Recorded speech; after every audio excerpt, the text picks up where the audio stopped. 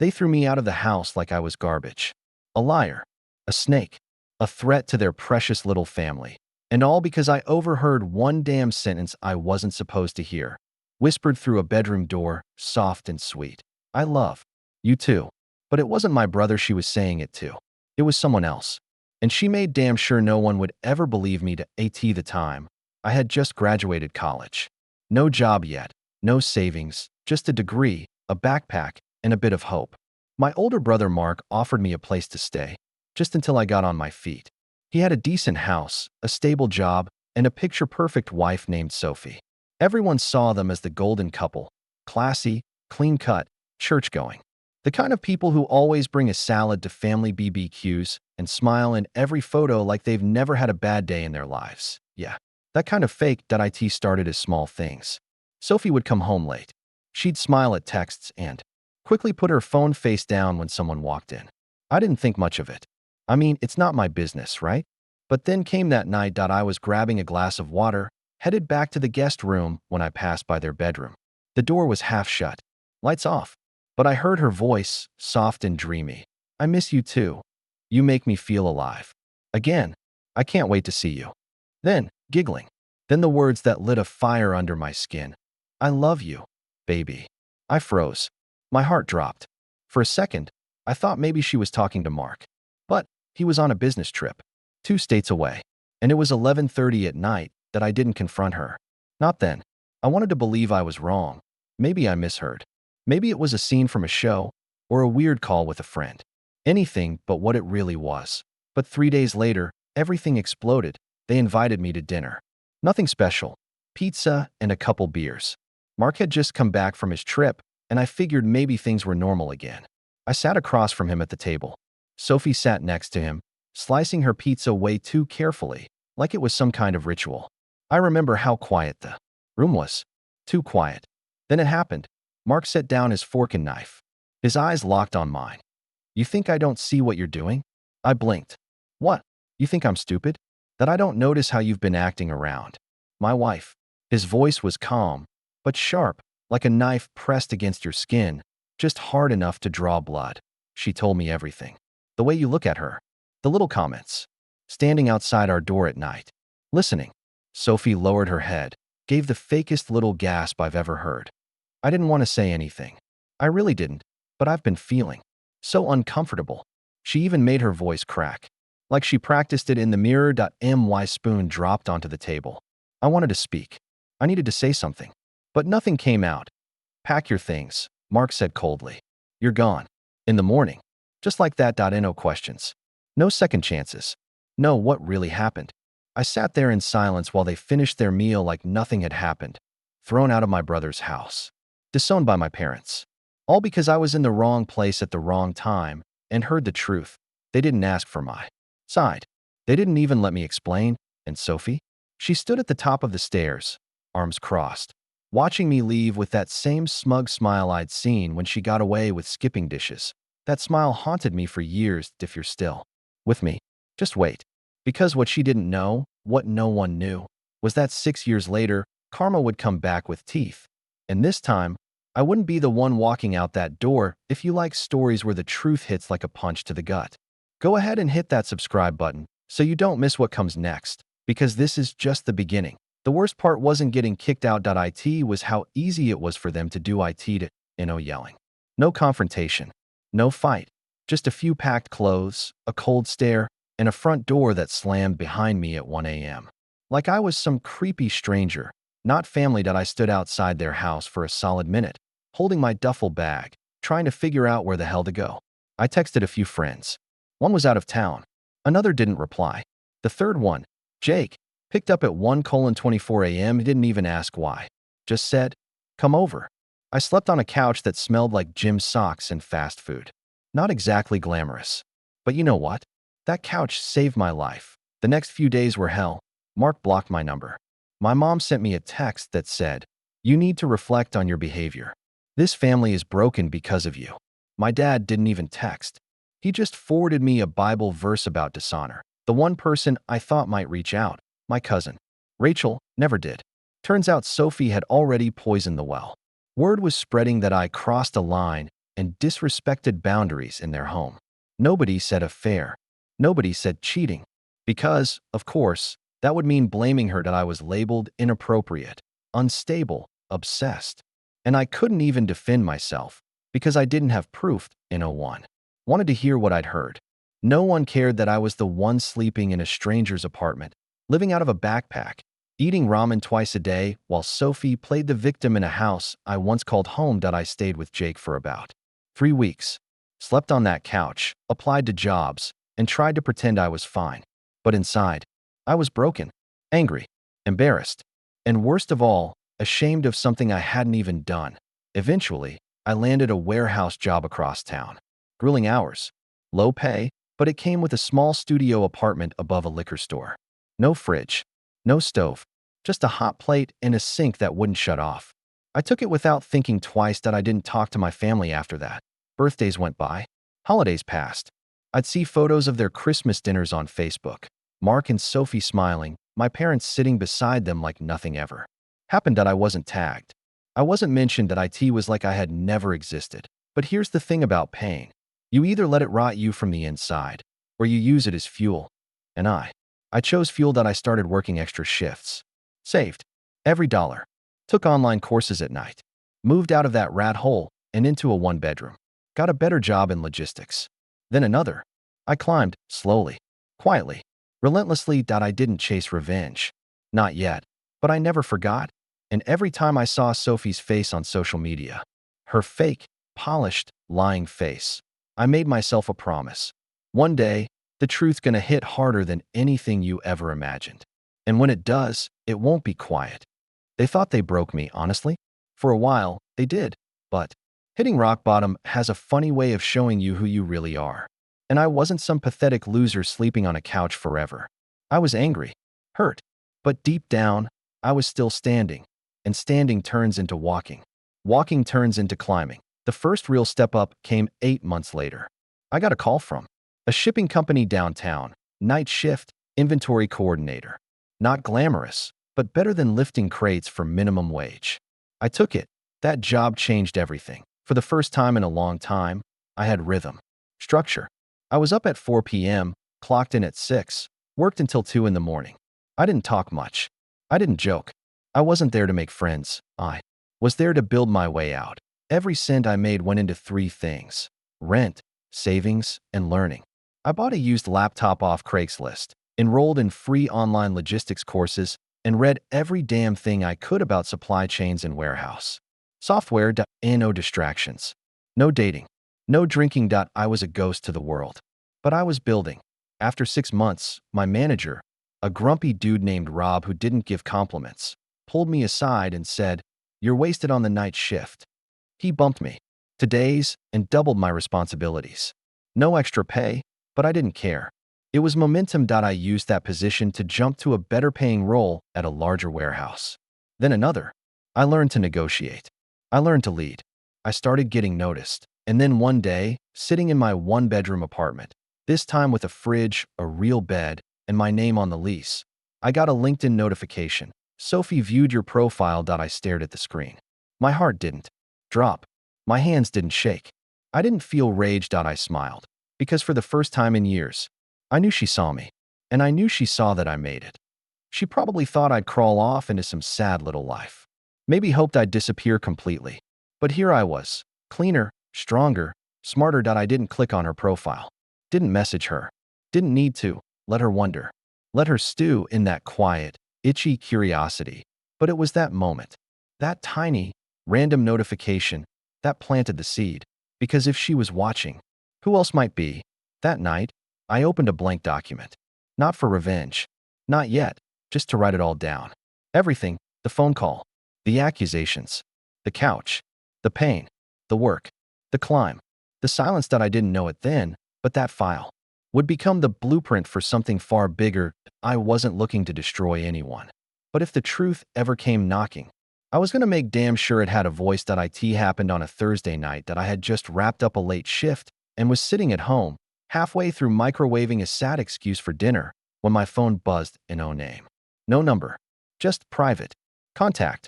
I almost ignored it. Thought it was spam, but something made me open it. There was no text, just an image. Blurry at first. I tapped to zoom in. My heart stopped. It was a photo of Sophie. Not a random selfie. No, this was her, in a dimly lit room, lying in bed, smiling at the camera, wearing way less than anyone outside a marriage should. The timestamp? Dated 2 weeks before the night I was accused. Attached to it were screenshots. Dozens. Chat logs. Messages. Voice memos.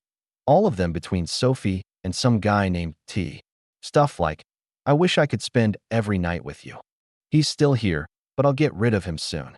You make me feel more than he ever could. And there it was, clear as day. She wasn't scared of me. She wasn't uncomfortable. She was cheating. Actively. Boldly. Before I was kicked out, I sat there in silence, rereading every message until my food went cold. Then the second message came in. I know who you are. And I know what she did to you. She did the same to me. It was from him. The guy from the texts. The mysterious T. Her ex-lover. I didn't reply. Not at first. I needed to breathe, to process. My mind was a whirlwind. Rage, confusion, disbelief. And underneath it all, a strange, dangerous clarity. The next morning, I sent a simple reply. Prove it. Let's talk. He responded within minutes. We met at a coffee shop on the edge of town. He showed up in a hoodie and sunglasses, looking more like someone hiding from the law than from a woman. But as soon as he started talking, I knew he wasn't lying. Turns out, Sophie had been playing him. They'd been seeing each other for over a year. She promised to leave Mark when the time was right. Said she was in a loveless marriage, that she was being emotionally abused. Classic manipulator talk. But she never left. Point one day, she just vanished. Blocked him on everything. Pretended he never existed. He was angry, but what crushed him more was realizing she had used him as a pawn. Just like me. So when he found an old backup of their messages while clearing out a phone, he thought about deleting it. Then he remembered my name. The night I mysteriously left. And he knew something wasn't right. That's when he found me online. Quiet, professional, invisible, but not gone. Now we were sitting face to face. Two men, both burned by the same woman, both written out of the story like we didn't matter. And that's when he said something that stuck with me. She made us look crazy. But what if we showed them who the crazy one really is? I didn't answer. Not yet. But I was listening. I was definitely listening. His name was Tyler. Not that it mattered at first. To me, he was just the guy she cheated with. The guy she dumped. Another victim of her perfect little manipulation machine. But as we sat there, 2 coffees going cold, I realized he wasn't just angry. He wanted justice. Not revenge. Not some messy public outburst. He wanted precision. And honestly, so did I. Tyler had receipts. Hundreds of them. And not just screenshots. He had voice messages, saved voicemails, bank transfers, even photos of gifts she'd claimed were from her husband. The digital trail she left behind was massive. You didn't delete any of this? I asked. He shook his head. I tried to, but something told me to hold on to it. I just didn't know why until I saw your name. That moment hit hard. I wasn't just some collateral damage in her game. I was a target. A disposable cover. Story. The scapegoat. And now we had a shared enemy. Over the next 2 weeks, we met up 4 times. Each time in a different place. We started compiling everything into folders. Texts, audio, photos, timelines. I even started adding what I remembered from the house. Strange details I'd ignored before. Like how Sophie once borrowed Mark's laptop and logged in as herself, then never logged out. Tyler lit up when I mentioned that. Wait, do you think he still has that laptop? I nodded. Probably. Mark's not the type to upgrade unless it's broken. If her account is still active and synced, we didn't say it out loud. We didn't have to. It was possible, just possible, that she had left behind her digital fingerprints all over Mark's personal machine. And if that machine was still connected to the cloud, we had an in. We paused the revenge train right there. No more collecting. No more guessing. It was time to get surgical. But to pull this off, we needed one more thing. A reason to get me back in that house. That's when I came up with the dinner. See, every year, our parents hosted a family gathering. The one time everyone was expected to show up. I hadn't been invited in years, but now, I was going to ask for an invite. Won't they think that's suspicious? Tyler asked. They'll think I'm crawling back, I said. Humbled. lonely, ready to make peace. It was manipulative, gross even. But that's what made it perfect that I drafted a message to my brother. Short, simple, regretful in all the right places. Hey, I know it's been a long time. I don't expect forgiveness, but if there's room at the table this year, I'd like to come, just to see everyone. No drama, just peace. He didn't respond right away. But 2 days later, at 3:14 p.m. on a Thursday, a single sentence came back. If mom says yes, I won't object. We were in. Now we had a deadline. A location. A room full of the very people who threw me away, and just enough digital dynamite to blow their version of the story wide open. And I wasn't doing this for revenge anymore, that I was doing it so they'd finally see what I had to live with all these years. The plan was almost ready that we had the timeline. We had the footage. We had everything. Except access. The dinner would be my first time back in that house in 6 years. One chance. One shot. If we were going to pull this off, I'd have to plug the device in during the actual dinner, unnoticed. In front of a room full of people. No pressure, right? Tyler handled the tech. He built a custom HDMI streaming stick, modified firmware, self-launching video, encrypted controls. As soon as it's plugged in, it activates. No menus, no clicks, no room for mistakes. That IT looked like a regular gift, something his kids would wrap. Harmless. Inside was the bomb that we rehearsed for days. Tyler brought over a test TV and a replica setup. We went over everything, where the stick would be hidden, in my jacket, how I'd plug it in behind the TV when no one was looking, how the remote was disguised as a regular universal one. Press 3 buttons. Hold. Boom. The truth plays itself. The goal? Make it look like I never touched anything at all. We even practiced the moment, walking through the scene again and again. Offer to help in the kitchen, carry a tray past the TV, slip the stick in while setting down dishes, walk away like nothing happened. I had 5 seconds. Maybe less. Tyler had his own job. He'd wait outside, laptop open, hotspot running, ready to collect any data synced through the cloud. Just in case we got lucky and the TV was still connected to their smart network. The night before the dinner, we tested it all one final time. The stick worked flawlessly. Video launched. No stuttering. No lag. Every detail lined up. The messages, the voice notes, the screenshots. Even the one where she planned to push me out before Mark got home. It wasn't just a presentation. It was a damn truth nuke. And it was set to launch the moment I hit that code on the remote. I barely slept. I kept thinking about walking into that house. The looks, the awkward silence, the tension. But more than anything, I thought about Sophie, what her face would look like, what it would feel like to finally watch her lie collapse in front of everyone. This wasn't just about revenge anymore. This was about taking back my name. The air was too clean. That fake, over-sanitized smell of family dinners where everyone pretends everything's fine. Candles, casserole, fake smiles. The whole set. I walked in slow, careful, one step at a time. Tyler was parked 2 blocks away, waiting for my signal. The HDMI stick was hidden in my jacket, remote in my pocket. I nodded to Mark, shook hands with my dad, hugged my mom like we weren't strangers. Sophie, she gave me that same rehearsed, Hollywood smile. You look like you've finally grown up. I almost laughed. I handed over the wine, took off my coat, made small talk. I was in character, the healed black sheep, returning for a second chance.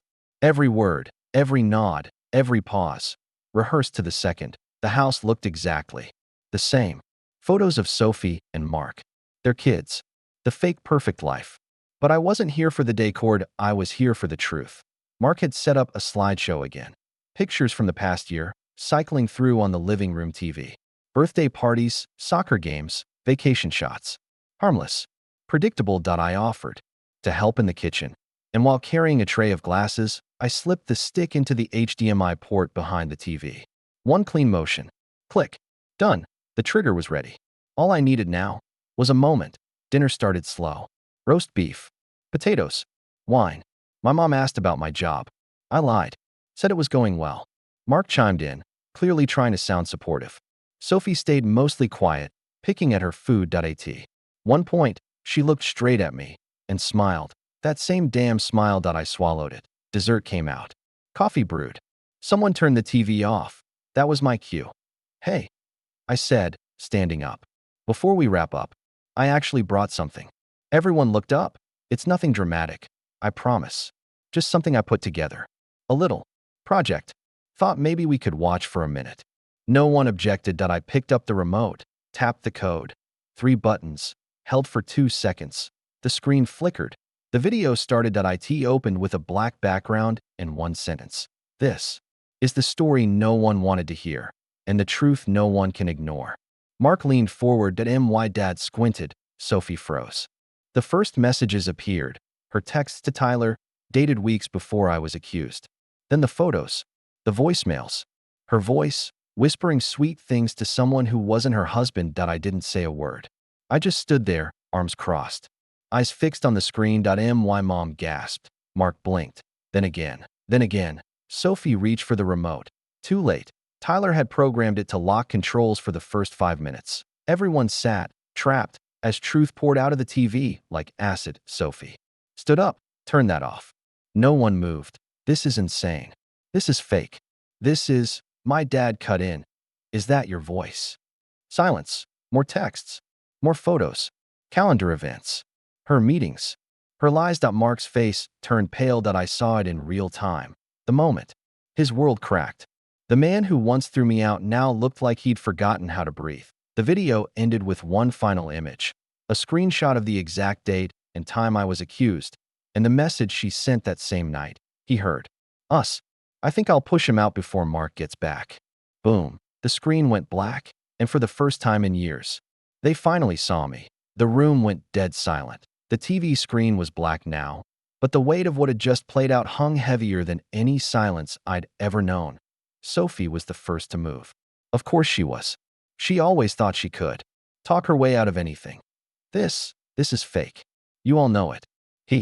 She pointed at me with a shaking hand. He made this. He's obsessed.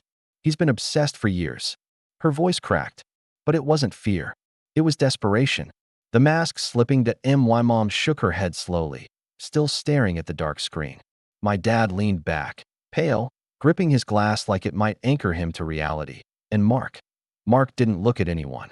He just sat there, staring at his own hands, like if he didn't move, maybe the world would stop collapsing around him. I stayed quiet. That was the plan. Let her bury herself. Mark, say something. Tell them this isn't real. Finally, he looked up. His eyes were red, wet, broken. Sophie, is that your voice? The way he asked it, like a little boy begging his mother not to lie, sent a chill down my spine. She opened her mouth, closed it, opened it again. They're edited. He spliced them. Then Tyler's voice came through the speakers, calm, steady, undeniable. All original files verified. Metadata intact. No edits. No alterations. Mark froze. Everyone froze. Sophie snapped. She lunged for the TV, yanking cords, slamming buttons, screaming. This isn't real. It's not real. But it didn't matter. The room had already seen. Enough that I finally spoke. My voice was steady, sharper than I expected. 6 years ago, you all looked me in the eye and decided I was the problem. You threw me out. You branded me a liar. And you let her smile while you destroyed me. I turned to Mark. He wouldn't even meet my eyes. My parents. My mom's lip trembled. My dad looked away. You made your choice once. Don't expect me to give you another chance. I pushed in my chair, slow and deliberate. Sophie shouted. After me, voice hoarse and broken, but nobody stopped me. Not this time. I walked out. Past the pictures on the walls, past the smell of dinner gone cold, past the family that had once thrown me away like trash, and for the first time in 6 years, I felt free. I didn't look back. Not at the house. Not at the faces. Not at the wreckage I left behind. For 6 years, I carried that night like a weight chained to my chest. Every failure, every struggle, every time I doubted myself, it all traced back to that lie. To Sophie's smug little grin while everyone turned their backs on me. And now, that chain was gone. I didn't need them anymore. Not their approval. Not their forgiveness. Not their love. Because the truth was mine again. And no one could take it away this time. Tyler called me later that night. He didn't gloat.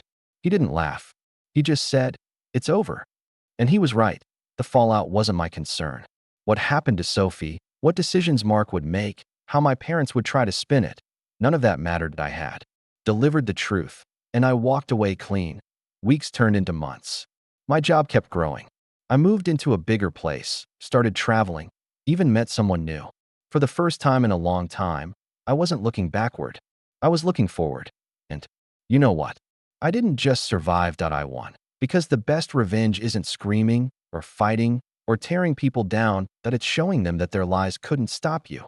That after everything, you're still here. Stronger, smarter, free. And now, I want to ask you something. Did I do the right thing? Would you have exposed Sophie the way I did, or walked away and left it in the past? Tell me in the comments. I read every single one. And if you want more stories where betrayal gets dragged into the light, make sure you hit subscribe, drop a like, and share your thoughts below, because trust me, I've got plenty more stories to tell.